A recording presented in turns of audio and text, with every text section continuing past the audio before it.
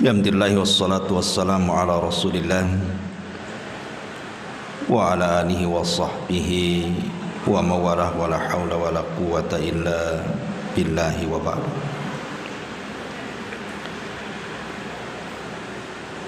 Alhamdulillah, segala puja dan puji hanya milik Allah subhanahu wa ta'ala. Salawat dan juga salam kita hadiahkan kepada Rasul kita Nabi besar Muhammad sallallahu alaihi wa ala alihi wasallam. Tema di pagi hari ini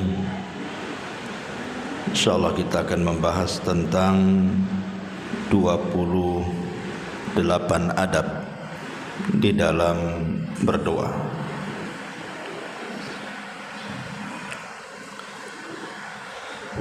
Bicara tentang doa, Nabi sallallahu alaihi wasallam mengatakan bahwa doa itu adalah ibadah.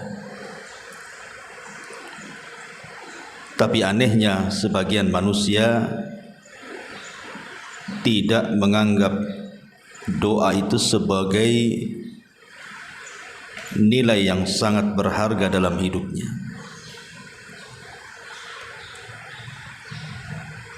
Padahal kalau kita melihat sejarah para nabi, mereka sangat mengagungkan urusan doa. Seolah-olah tidak ada yang kenal sebuah nilai doa itu kecuali para nabi dan juga orang-orang yang mengikuti nabi. Terkadang di antara kita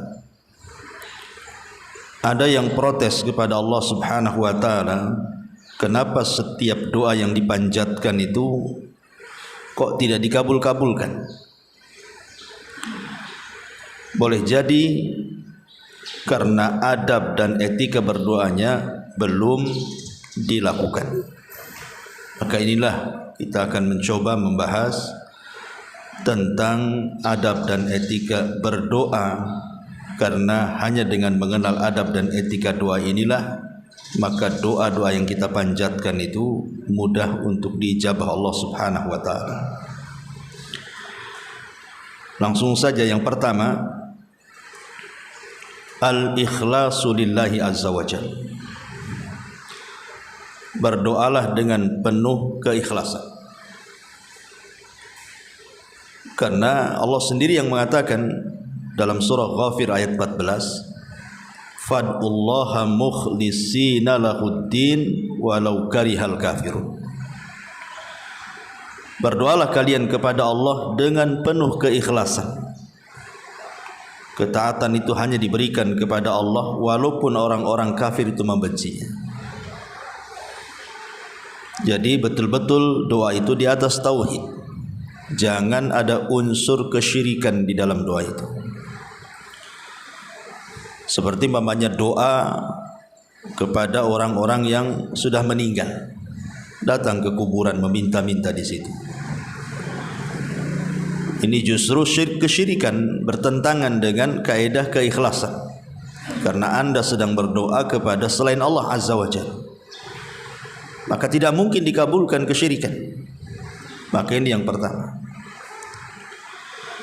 Kemudian yang kedua, memulailah dengan hamdulillah, memuji Allah subhanahu wa ta'ala. Thumma bis salati ala nabi sallallahu alaihi wasallam, kemudian diiringi dengan salawat pada Nabi sallallahu alaihi wasallam. Karena bagaimanapun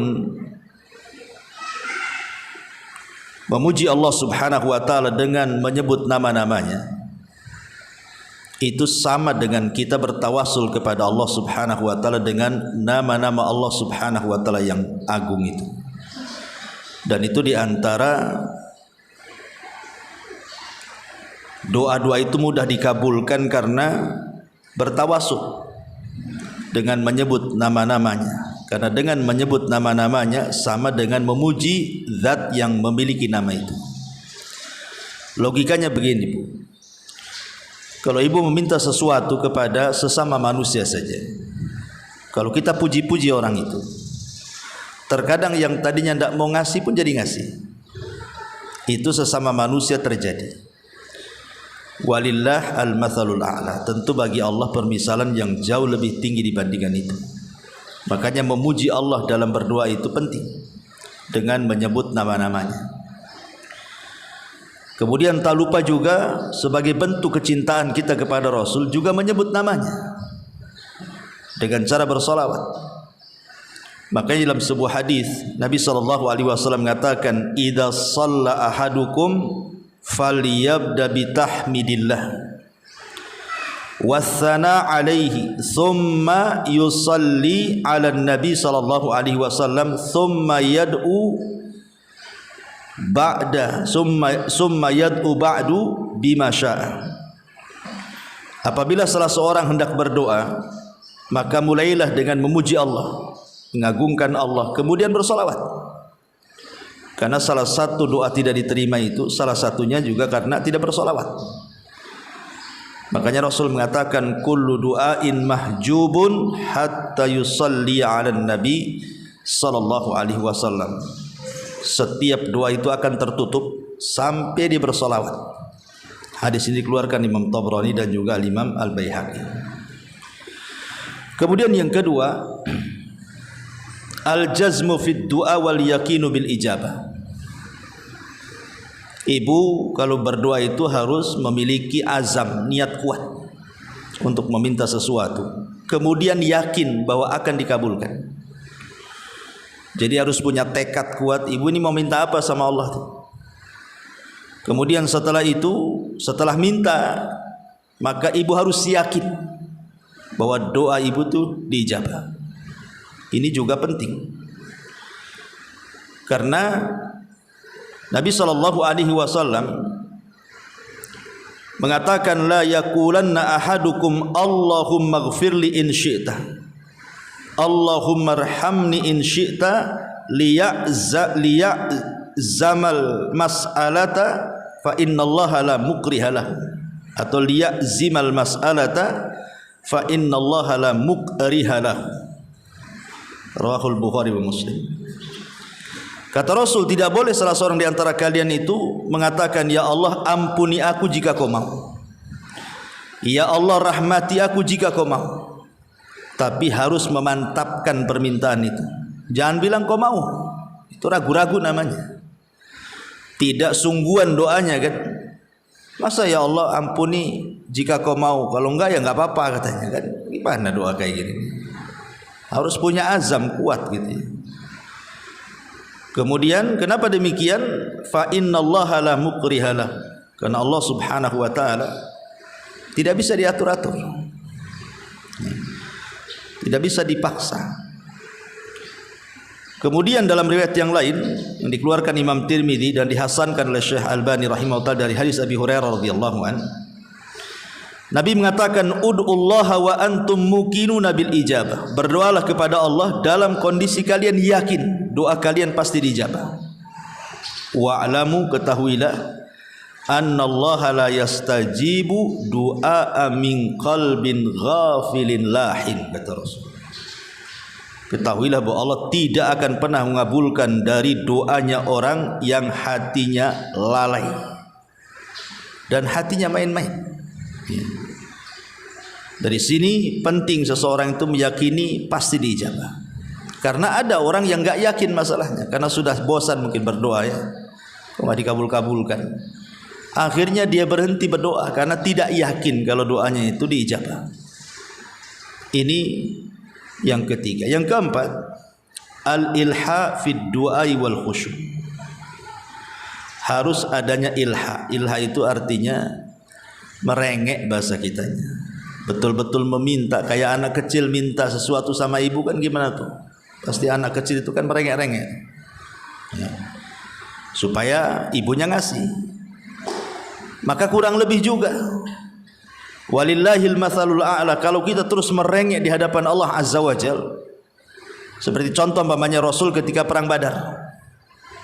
Nabi SAW betul-betul meminta istighatsah kepada Allah agar besok itu perang dimenangkan. Sampai-sampai Nabi SAW tidak sadar itu, ridaknya, selendangnya sampai jatuh.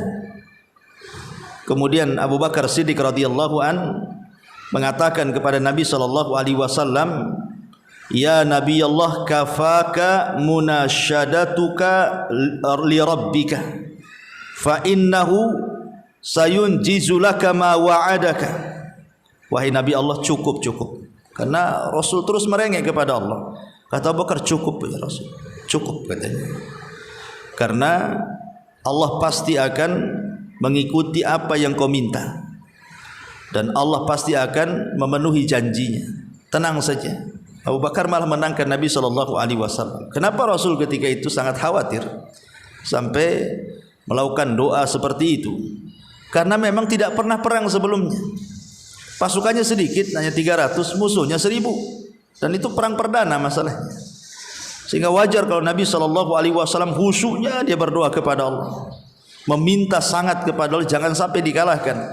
Sampai dalam doanya Rasul mengatakan, intahlik hadhil isabah falan tu'bad abada. Kalau kau hancurkan kelompok yang sedikit ini habis ya Allah, kau tidak ada yang menyembah lagi. Sampai Rasul mengatakan seperti itu. Ya, ini sampai bagaimana merengeknya Rasul saat berdoa kepada Allah Azza wa Jalla, dan harusnya kita juga gitu. Ya.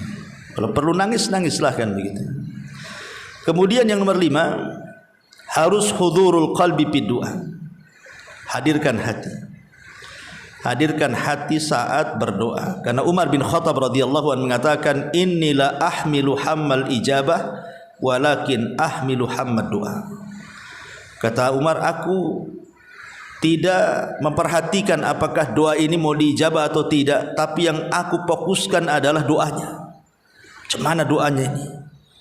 Soal ijabah nanti belakangan, tapi soal doa ini harus fokus, kata Umar. Harus betul-betul menghadirkan hati. Itu yang susah, kadang-kadang kita lalai gitu ya. Kemudian yang nomor 6, ad-du'a'u fir raha wasyiddah. Biasakan doa itu di waktu ibu senang dan juga di waktu ibu susah. Karena Nabi SAW mengatakan, man sarrahu an yastajiballahu lahu inda syada'id wal qurb falyuksirid du'a fir rakha'i.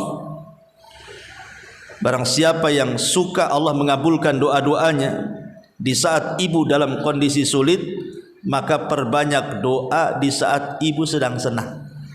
Jangan kenal Allah itu di waktu sulit saja, di waktu senang pula lupa sama Allah. Dan itu kenyataannya di masyarakat kan. Ingat Allah itu kalau sudah nikmatnya hilang. Yang umpamanya seseorang ketika sehatnya susah untuk beribadah, sekali kecelakaan, tabrakan, tidak bisa jalan, baru dia teringat. Kenapa waktu sehat seperti ini? Makanya lihat orang-orang sakit itu lebih banyak zikir kan. Nah, sekali-kali ibu lah ziarah ke rumah sakit, banyak orang zikir di situ. Coba kau disehatkan bu, keluar rumah sakit nyanyi deh, kan zikir lagi kan itu. Jadi ini juga diantara poin yang ke-6. Yang ke-7, la yus'alu illallah wahda.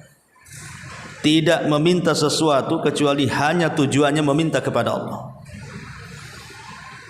Jangan Allah itu dijadikan sampingan.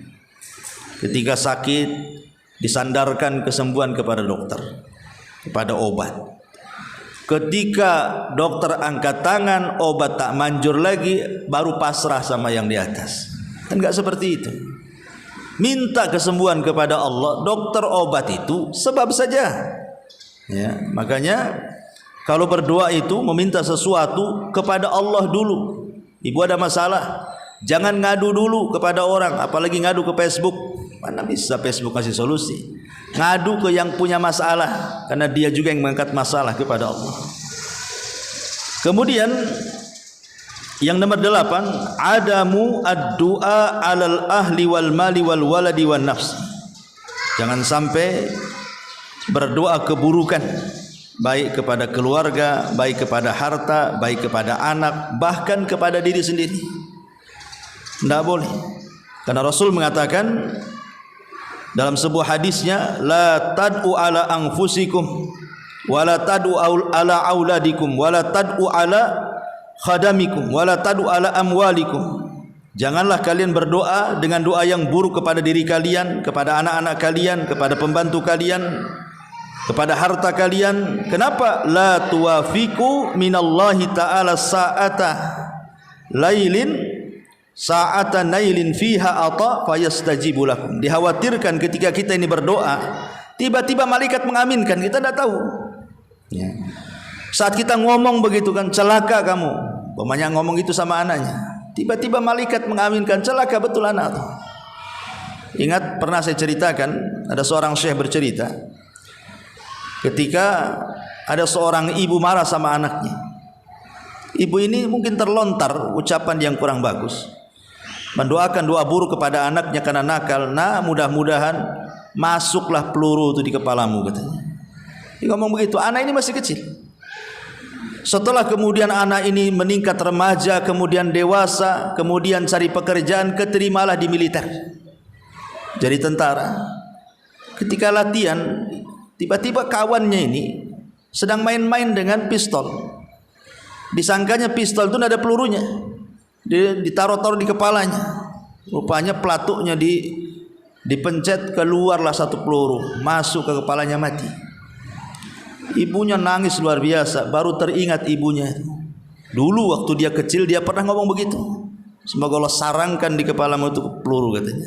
Rupanya Allah ijabah setelah dia tua tuh, sudah dewasa kan.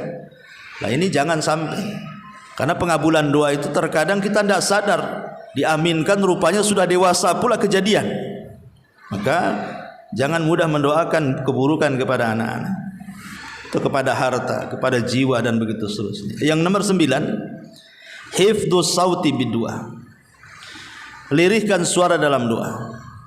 Makanya ketika sahabat mengatakan kepada Rasulullah, ya Rasulullah, apakah Tuhan itu jauh sehingga kami harus memanggil, ataukah Tuhan itu dekat sehingga kita harus berbisik-bisik? Ya. Dia mengatakan aqaribun fanunaji ambaidun fanunadi, katanya. Apakah Tuhan kita dekat sehingga kita harus bisik-bisik, ataukah Tuhan kita ini jauh sehingga harus berteriak-teriak? Maka turunlah ayat wa idza sa'alaka ibadi fa inni qarib. Apabila hamba-hambaku bertanya soal aku, katakan aku dekat. Ujibu da'watad da'i, akulah yang mengabulkan setiap doa orang yang berdoa kepadaku. Maka dalam berdoa itu ud'u rabbakum tadarruan wa khufiyah. Maka berdoalah kepada Rabb kalian dengan tadarru wa khufiyah, dengan lirih. Tak perlu berteriak-teriak doa itu. Ya, ngapain berteriak-teriak? Kemudian yang nomor 11, ada mutakalluf. Ada mutakalluf itu tidak perlu kemudian ibu sibuk merangkai-rangkai doa, kayak buat puisi. Ya, buat puisi kan ada, kadang-kadang ada ini dibuat-buat, pamannya ada acara, kadang ditulis dulu doanya tuh kan, nanti dibaca. Tidak perlu doa kemudian harus dirangkai-rangkai sampai kesulitan nata bahasa. Allah itu tahu kemauan kita. Makanya ketika ada seorang laki-laki bertanya kepada Rasulullah sallallahu alaihi wasallam, kaifa taqulu fi sholati? Bagaimana, apa yang kau baca dalam salatmu? Jadi apa yang harus dibaca dalam salat itu? Qala, maka dia menjawab, atashhadu, apakah anda mau menjadikan saksi? Summa aqul, kemudian sahabat ini mengatakan, saya katakan, Allahumma inni as'alukal jannah wa a'udzubika minan nar.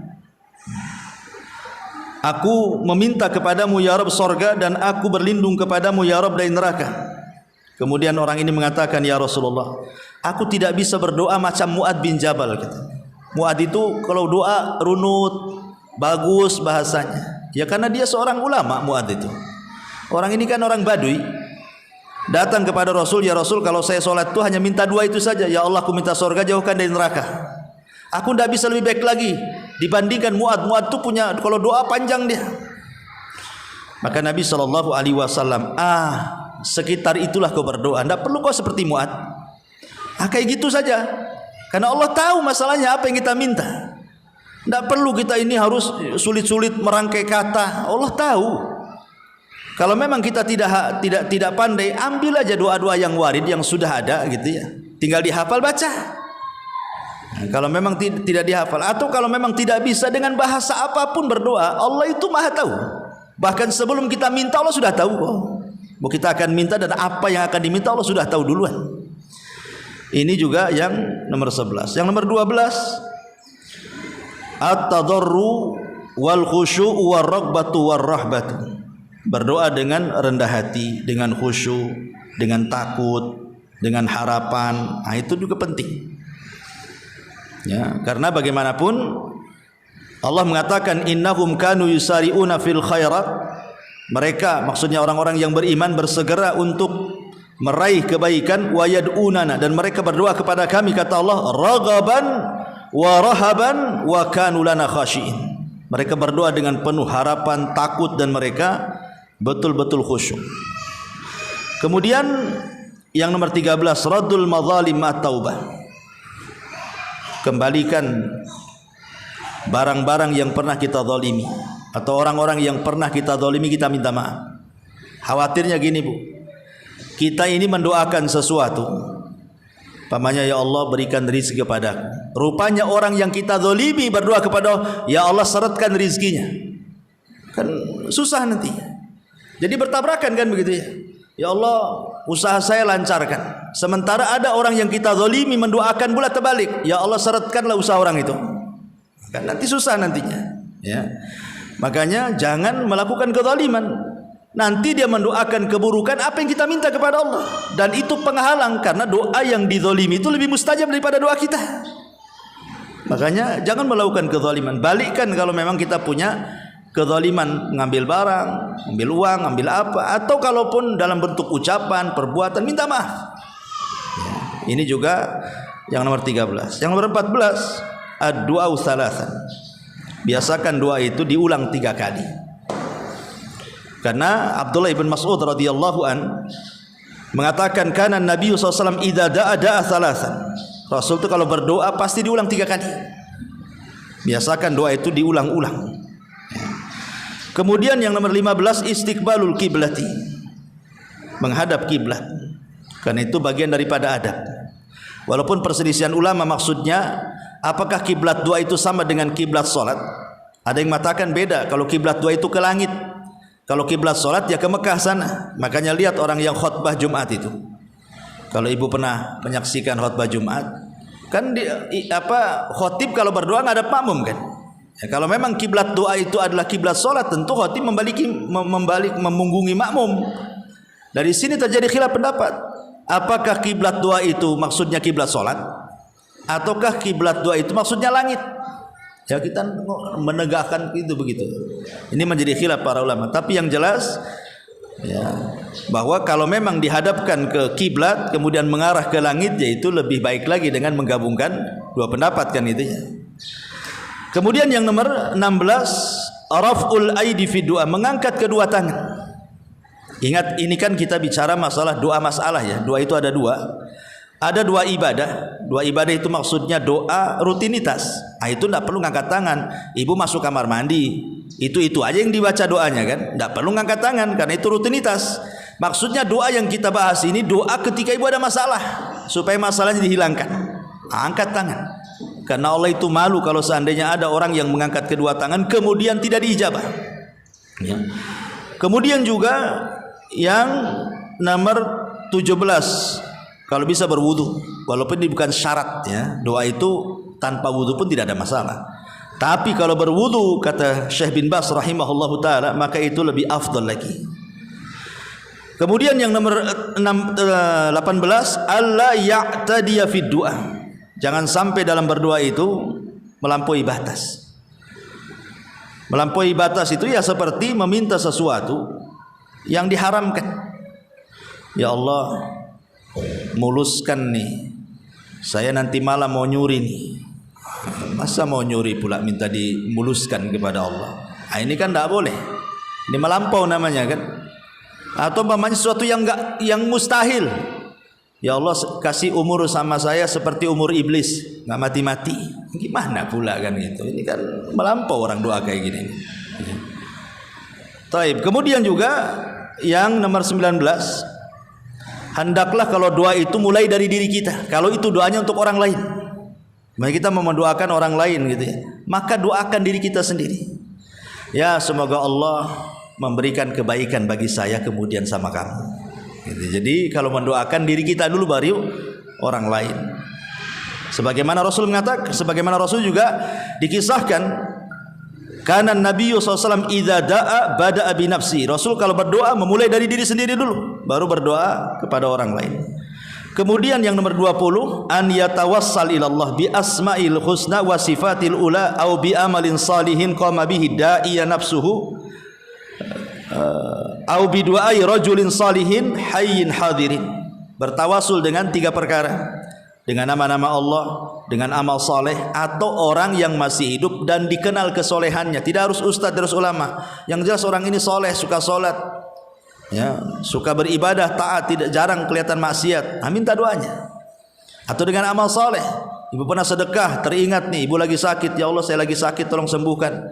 Dulu saya pernah juga nyumbang kepada fulan, kalau itu memang sebuah pahala, tolonglah sembuhkan hari ini. Nah, itu namanya bertawasul dengan amal soleh.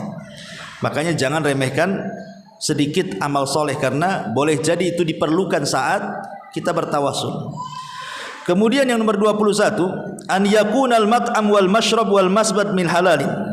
Hendaklah makanan, minuman, pakaian harus dari yang halal. Kan ini penghalang doa masalahnya. Ya, karena dulu kata Rasul ada orang yang menengadahkan tangan ke langit, kemudian berteriak-teriak ya Rabb ya Rabb. Padahal dia orang miskin, musafir, mengangkat kedua tangannya, kemudian mengeluh kepada Allah. Harusnya orang seperti ini dijabah karena syarat doanya sudah ada. Tapi rupanya tidak diijabah. Rupanya sebab tidak diijabahnya tadi karena makanannya haram, minumannya haram, pakaiannya haram, akhirnya terhalang pula doa kepada dia. Kemudian yang nomor 22, la yad'u bi itsmin aw qati'ati rahimin. Jangan isi doa itu dalam rangka melakukan kemaksiatan ataupun memutus hubungan silaturahim. Jangan sampai dalam doa itu ada 2 kandungan ini. Ada hal-hal yang berbau dosa, atau ada hal-hal yang berbau memutus silaturahim. Tidak boleh. Ya. Contohnya ibu saingan dengan saudara kandung, padahal saingan dengan saudara kandung. Ibu kok terbentik dalam hati, ya Allah, mudah-mudahan bangkrutlah dia katanya. Itu saudaranya padahal. Ya. Kemudian yang nomor 22, al-ibtiad an jami'il ma'asi.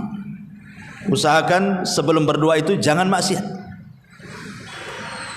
Kalau kita mau berdoa, nanti malam kita berdoa, dari pagi sampai siang sampai sore itu jangan maksiat. Jangan memandang yang haram. Pokoknya jangan memulai doa itu dengan aktivitas maksiat. Karena maksiat itu salah satu penghalang doa masalahnya. Kemudian juga an ya'muru bil ma'ruf wan nahyi 'anil munkar. Doa itu kalau tadi kan memutus silaturahim, kalau bisa memang doa itu ada kandungan kebaikan dan juga menghindar dari kemungkaran. Kemudian yang nomor 25, adamul isti'jal. Ini penting, tidak tergesa-gesa. Tidak tergesa-gesa. Karena ada orang yang mengatakan, ya Allah sudah berkali-kali saya doa kok enggak dikabul-kabulkan. Tergesa-gesa namanya. Ya. Kemudian juga justru kalau dia mengatakan seperti itu, yang malah enggak dikabulkan sama Allah tuh. Saya sudah berdoa berkali-kali, bertahun-tahun kok nggak dikabulkan. Justru tidak akan dikabulkan. Tapi kalau dia terus berdoa, sebenarnya dia dikabulkan, dia nggak sadar saja itu. Karena pengabulan doa itu kan ada 3. Sering saya katakan, 1 memang sengaja jadi celengan kita di sorga. 2 boleh jadi memang kita dihindarkan dari mara bahaya. 3 boleh jadi Allah belum mengabulkan karena sebuah kemaslahatan bagi kita. Kita tidak tahu. Maka jangan istijab. Kemudian nomor 26, husnuzan, berbaik sangka dengan Allah. Jangan berburuk sangka. Ya. Karena Allah itu bersama prasangka kita. Kalau prasangka kita baik, Allah baik. Kalau prasangka kita buruk, Allah buruk pula dengan kita. Jangan berprasangka buruk kepada Allah. Kemudian juga yang nomor 27, at-taubatu wa tathhirul batin. Berusaha sebelum berdoa itu bertobat dulu. Boleh jadi ada dosa-dosa yang kita lakukan kita tidak tahu kan itu ya. Ataupun mungkin kita membersihkan batin, mungkin ada hal-hal yang merusak hati kita, dendam, benci, dengki dan begitu seterusnya kepada orang lain. Nah, sebelum berdoa upayakan kita hilangkan kalau bisa kan itu. Dan yang terakhir tentunya pilihlah waktu-waktu yang sangat mustajab. Waktu-waktu yang sangat mustajab itu banyak. Saya akan urut secara cepatnya karena waktu juga. Yang pertama malam Lailatul Qadar. Yang kedua di pertengahan malam atau sepertiga malam. Yang ketiga selepas sholat wajib. Yang keempat di antara adzan dan qomat. Yang kelima satu waktu pada setiap malam. Pokoknya kita tidak tahu malam hari. Tidak harus sepertiga malam atau setengah malam. Pokoknya malam hari lah. Ada waktu-waktu itu Allah mengijabah doa kita. Kemudian yang nomor 6 ketika selepas azan. Kemudian yang nomor 7 ketika turun hujan. Kemudian yang nomor 8 saat peperangan. Kemudian yang nomor 9 di hari Jumat. Ada yang mengatakan di antara dua khutbah, ada yang mengatakan selepas asar sampai maghrib. Kemudian juga ketika sujud, dan ini yang paling jelas hadisnya. Kemudian juga ketika selesai minum air zam-zam. Maka itu juga termasuk doanya mustajab. Kemudian ketika bangun di malam hari.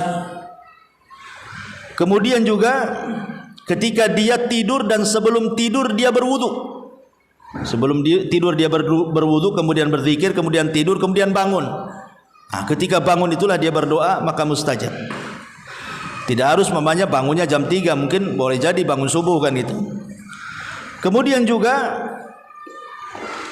ketika seseorang berpuasa. Ketika seseorang berpuasa. Kemudian maksudnya berpuasa itu menjelang berbuka, itulah mustajabnya doa. Kemudian ketika Anda dizalimi. Kemudian juga doanya orang tua kepada anak, itu mustajab. Kemudian juga ketika safar atau orang yang datang safar kita minta doanya. Ya. Kemudian juga di tempat-tempat yang mustajab doa seperti multazam, kalau ibu umroh atau haji kan itu ya. Maka itu banyak tempat-tempat doa saat haji dan umrah itu, maka itulah kesempatan untuk berdoa kepada Allah Subhanahu wa taala. Nah, ini di antara waktu-waktu yang penting kita memulai dengan doa. Taib, ma'asyiral muslimat yang dimuliakan Allah Subhanahu wa taala, sedikit kita bentangkan dengan membahas sedikit sejarah. Tadi di mukadimah sudah saya katakan bahwa doa itu memiliki nilai yang sangat tinggi di hadapan Allah. Karena Rasul yang mengatakan laisa syai'un aqram indallahi minad doa. Tidak ada sesuatu yang lebih istimewa di hadapan Allah Subhanahu wa taala itu dari ibadah-ibadah itu kecuali doa. Karena doa itu masuk pada semua ibadah. Doa itu semua ibadah yang kita lakukan pasti terkandung doa di situ. Mau ibadah apa saja, sebutkan. Mau ibadah mahdhah, mau ibadah ghairu mahdhah gitu ya. Semua ibadah itu terkandung doa di situ. Minimalnya ketika saat kita selesai melakukan sebuah ibadah itu kan kita berharap bahwa ibadah ini diterima dan ibadah ini menghasilkan surga. Makanya doa itu masuk pada semua ibadah. Dan tidak ada yang tahu nilai sebuah doa itu kecuali para nabi. Lihat, saya contohkan Nabi Allah Yunus alaihi salatu wassalam. Ketika Allah Subhanahu wa taala menguji Nabi Yunus gara-gara dia meninggalkan Nainawa, satu negeri di Irak, sebelum Allah izinkan. Karena ketika itu Nabi Yunus menganggap kaumnya tidak ada yang beriman. Padahal setelah kepergiannya kaumnya pula beriman. Dan tidak ada satu nabi yang semua kaumnya beriman kecuali Yunus. Yunus tidak tahu kalau kaumnya beriman, dia keburu pergi masalahnya. Ya. Tiba-tiba kemudian Allah Subhanahu wa taala memberikan ujian kepada Yunus karena dia pergi sebelum diperintah. Ketika kemudian dia berada di atas perahu, tiba-tiba nih perahu ini diputar-putari ikan besar. Ya. Sehingga penumpangnya ketakutan. Karena ada ikan besar, bukan hiu itu mungkin muter-muter di kapal itu. Sehingga penumpangnya ketakutan. Ini bisa saja kemudian kapal ikan lebih besar dari kapal ini bisa saja menerkam semua yang ada di perahu. Sehingga akhirnya orang-orang ini berusaha mengundi. Ini harus dikorbankan satu, dikasih makan dibiar pergi gitu maksudnya. Akhirnya diundilah satu kapal itu. Rupanya yang keluar pas dikocok Nabi Yunus. Orang-orang memandang, janganlah, nampaknya dia orang soleh katanya. Yang lain saja, kalau bisa preman aja lah masukkan gitu. Ini nampaknya orang soleh ini. Dikocok lagi Yunus lagi. Di sini baru perasa Nabi Yunus tuh. Mungkin ini kesalahan saya karena meninggalkan kaumnya begitu saja. Makanya Yunus akhirnya dijadikan umpan ikan itu. Tapi Allah Subhanahu wa taala dia yang menyutradarai semuanya. Dia memerintahkan kepada ikan itu telan dan jangan kau kunyah. Telan saja, jangan dikunyah. Kalau dikunyah matilah orang. Maka ikan itu kemudian hanya nelan saja. Maka Yunus berada di perut ikan itu. Apa yang dilakukan? Di tengah tiga kegelapan, kegelapan perut ikan, kegelapan dasar lautan, kegelapan tengah malam, harusnya Yunus meninggal di situ. Tapi Yunus tidak berhenti dari doa dan zikir. Terus dia berdoa. Dia mengatakan, La ilaha illa anta subhanaka inni kuntu minadh dhalimin. Apa kata Rasul? Siapapun yang berdoa dimukodimahi dengan doanya Nabi Yunus pasti mustajab.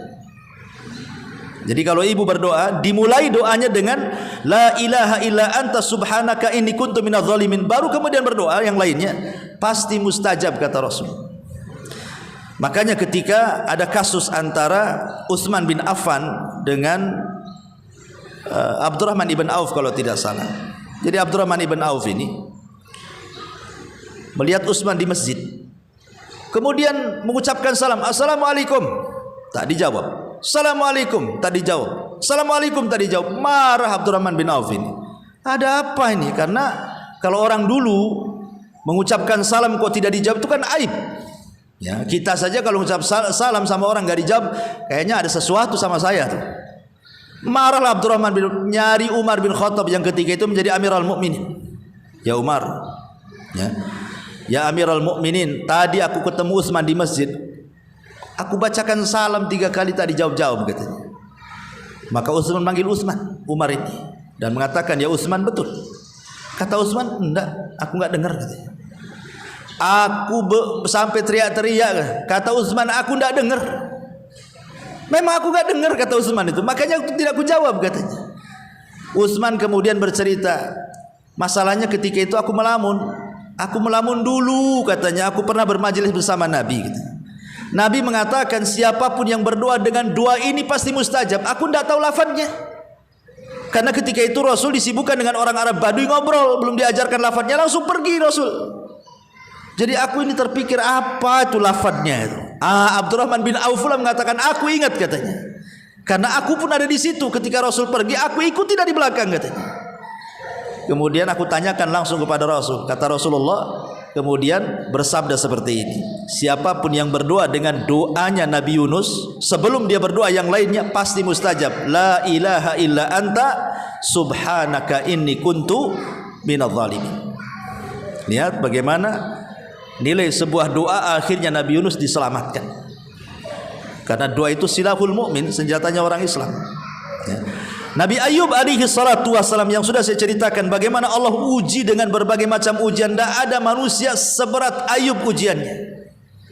Hartanya ludes, anaknya semua mati, diberikan penyakit pula yang tidak ada pada kaumnya. Sehingga orang menuduh bahwa Ayub itu melakukan kemungkaran yang tidak pernah dilakukan orang, sehingga Allah kutuk dengan penyakitnya. Terpaksalah Ayub karena dituduh menular penyakitnya harus hijrah, meninggalkan kampungnya, hidup dengan istrinya di tengah padang pasir. Kurang apa ujian kayak gini coba?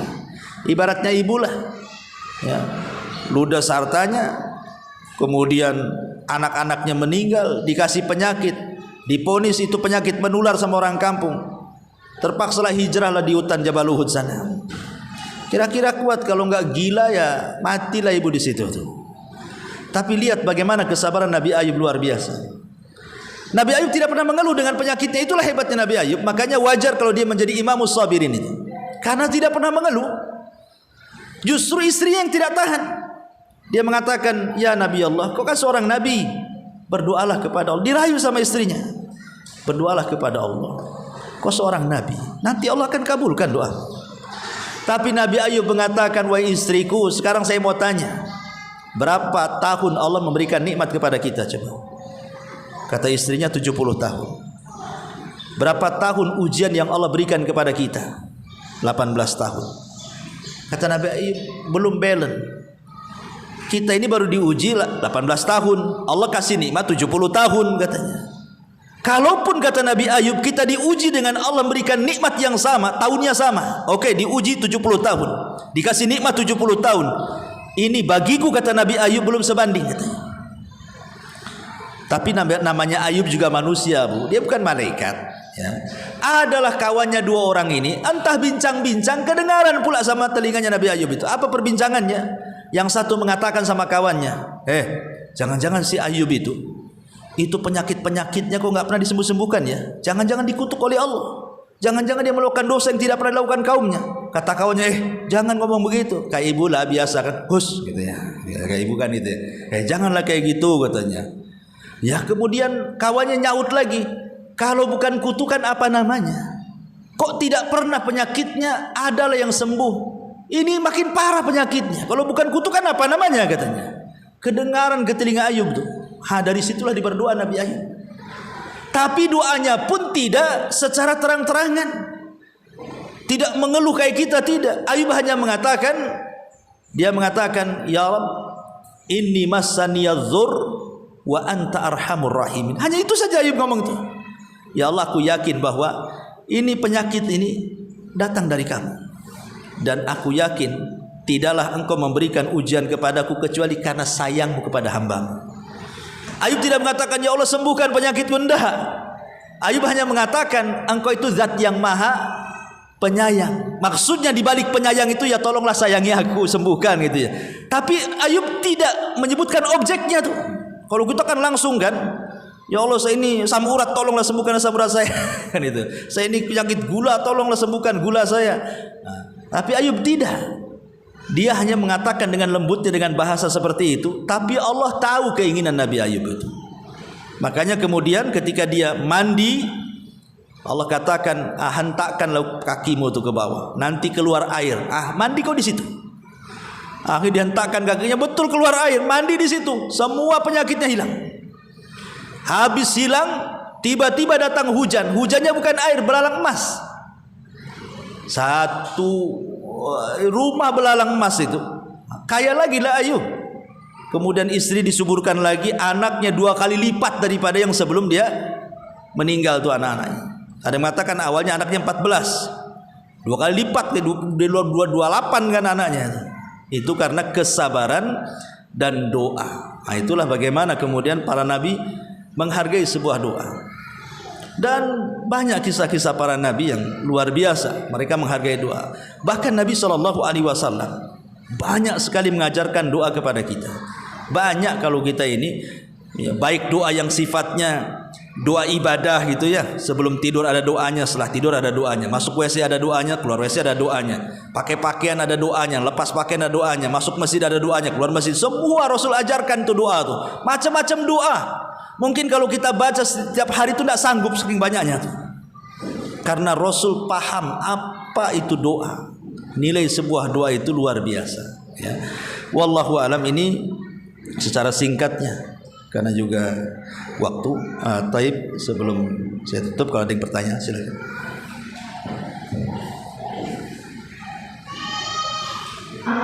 Yang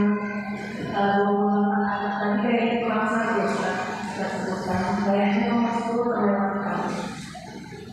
10 terlewatkan. Yang mana ya? Nomor 10 nomor 11 tadi sudah sebutkan. Urutan tadi yang ada berdoa tadi, itu yang nomor 10 kayaknya terlewatkan. Data lain kami hanya sampai 20. Yang lainnya terlewatkan semua. Iya. Iya. Jadi kurang berapa? Nomor 10 kayaknya Ustaz tadi. Nomor 10. Enggak. Iya, saya pun lupa. Yang saya juga lupa karena handphonenya juga udah lobet.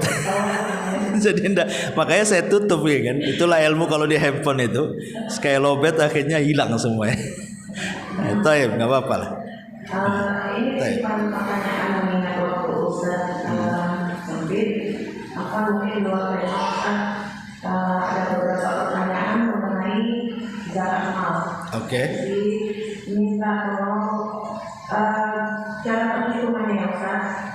Itu yang agak sedikit membingungkan.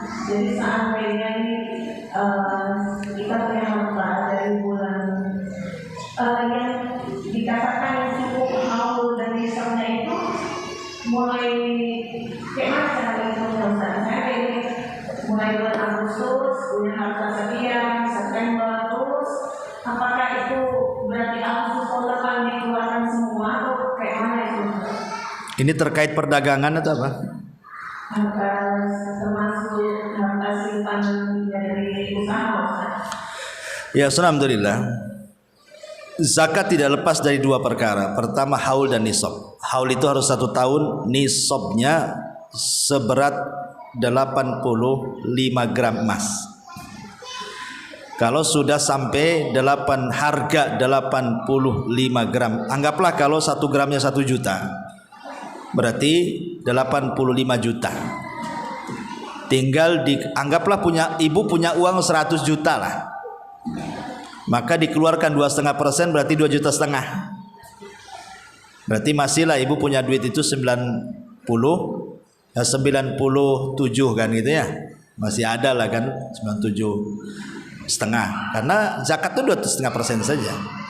Cuman yang jadi khilaf para ulama itu ketika masalah zakat mal yang berkaitan dengan perniagaan. Atau ibu punya rumah dikoskan atau punya kendaraan disewa-sewakan atau ibu seorang peniaga gitu. Yang jadi khilaf para ulama itu, apakah zakat itu hanya diambil keuntungannya ataukah dengan urudu tijarahnya, artinya modal dan untung dihitung, ataukah hanya untungnya saja? Ini yang jadi khilaf ulama. Ada yang mengatakan modal dan untungnya dihitung setelah 1 tahun. Kemudian kalau yang sudah jadi kebutuhan ibu ya tidak dihitung. Pokoknya sudah udah tiap hari makan. Ini maksudnya kan sisa uang. Pokoknya tiap bulan dapatlah untung 10 juta untuk makan 5 juta, berarti bisa nabunglah 5 juta lagi. Sudah dikumpul 1 tahun, berarti kan sudah cukup nisabnya. Kalau sudah cukup nisabnya berarti cukup haulnya. Kalau cukup haulnya dikeluarkan zakatnya. Ya. Cuman ulama mengatakan, ada yang mengatakan cukup keuntungannya saja dihitung, modalnya tidak perlu. Tapi ada juga yang mengatakan modal dan untungnya juga dihitung. Ini khilaf ulama masalah di sini. Ya, terserah ibu mau ngambil. Kalau ibu paling enak ya untungnya aja lah. Ini yang sedikit membingungkan itu haulnya itu. Kalau haul kan jelas saja, umpamanya ibu buka usaha kapan? Umpamanya 1 Agustus. Nanti tahun depan lagi lah 1 Agustus keluarkan. Dan 1 tahun itu tidak harus saklek bu. Maksudnya yang jelas 1 tahun lebih tidak apa-apa. Jangan 1 tahun kurang. Kalau 1 tahun lebih kan kita sudah jelas haulnya kan. Umpamanya lebih 1 bulan. Umpamanya karena kita ingin mengambil Ramadannya. Harusnya Sya'ban itu harus dikeluarkan. Tapi karena kita ingin mengambil keutamaan waktu, nunggu Ramadan tidak ada masalah. Ya, nanti tahun depannya juga begitu, ngambil keutamaan waktu. Tapi yang jelas cukuplah waktunya tuh 1 tahun.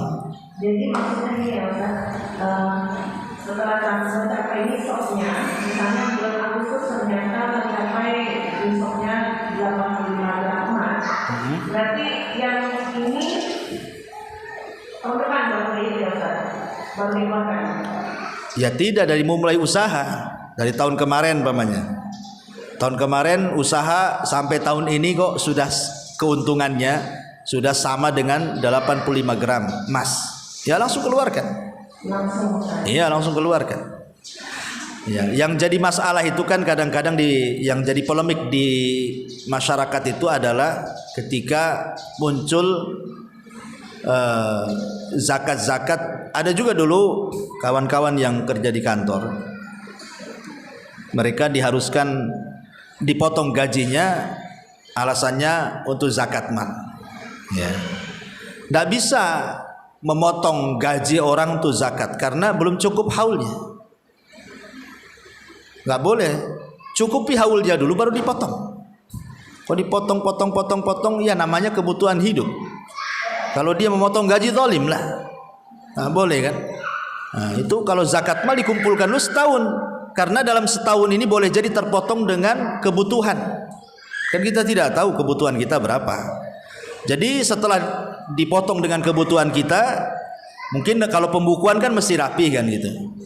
Kalau seandainya uang itu ada, mungkin ada sekitar 200 juta kan itu. Kalau memang menurut pembukuan.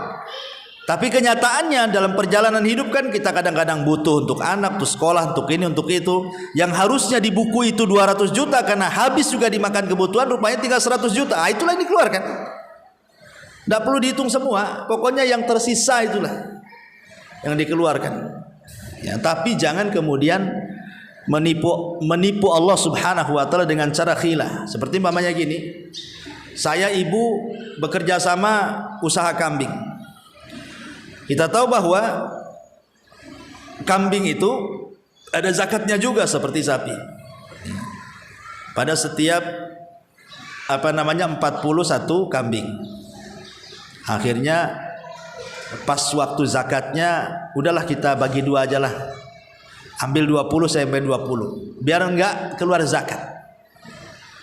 Nah, itu enggak boleh, khilah namanya. Ya. Khilah itu enggak boleh. Nah, sama juga ini mau dikeluarkan zakatnya ini. Sudah 200 juta ini. Kita jalan-jalan lah. Habis pula 100 juta jalan-jalan. Menghindari zakat maksudnya kan. Maka enggak boleh. Kalau tujuan jalan-jalannya menghindari zakat, ya enggak boleh. Tapi kalau tujuannya memang urgent, di kampung ada orang kawin, ya, saudara juga diundang juga, harus datang juga, terpaksalah habis untuk safar. Nah, itu kan lain ceritanya. Nah, memang dia nggak niat lari dari zakat kan. Nah, jangan sampai seperti itu maksudnya. Ustaz, itu kan tadi untuk pernyataan. Kalau gaji Ustaz, gaji dari suami misalnya, itu pula mungkin setelah 10 bulan sampai misalnya Ustaz. Terus kapan dikeluarkannya? Kalau 10 bulan belum lah. Ya, maksudnya berarti pada kumpulnya itu kan per bulan. Iya, sampai 1 tahun. Iya, sampai 1 tahun. Baru dikeluarkan. Iya, iya begitu. Dan itu masuk zakat mal penghasilan. Iya, zakat mal penghasilan. Terus satu lagi Ustaz, simpanan itu juga digabung dengan simpanan suami untuk dikeluarkan zakatnya Ustaz. Keluarga maksudnya. Iya. Simpanan istri itu dia punya suami atau solid punya istri sendiri. Pamannya istri kerja sendiri, suami kerja sendiri, atau gabungan. Suami mungkin sisanya dia pokoknya harta istri dia Ustaznya. Iya, artinya kalau sudah dikasih suami kan milik istri berarti. Ya. Kalau seandainya itu apakah digabung untuk mencapai nisabnya itu? Enggak, ya. Kalau solid milik istri itu zakatnya sendiri. Ya, kalau sudah jadi milik istri itu zakatnya sendiri. Tapi kalau memang ya harta gabungan ya dikeluarkan. Seperti istri bekerja sendiri, punya uang sendiri. Suami bekerja punya uang sendiri. Masing-masing sudah sampai nisabnya, keluarkan zakat masing-masing. Ya, karena kan memang zakat itu kan berkenaan dengan ibadah badan. Ya, ke badan orang yang punya harta itulah dia zakatkan. Ya, dia memang untuk membersihkan badan dia. Ya, memang zakat memang ibadah harta, tapi kan di antara manfaatnya adalah membersihkan badan orang yang zakat itu.